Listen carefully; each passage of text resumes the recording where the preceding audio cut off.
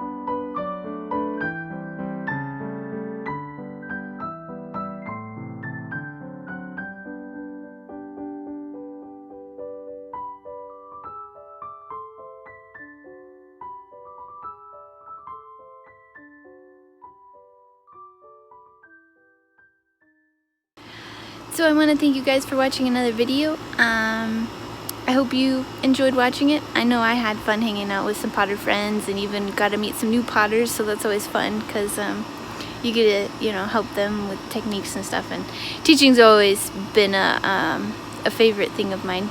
So yeah, if you like this video, hit that like button and hit the subscribe and that bell to get notified when I have new videos update. I think I'm going to be updating about every 2 weeks probably.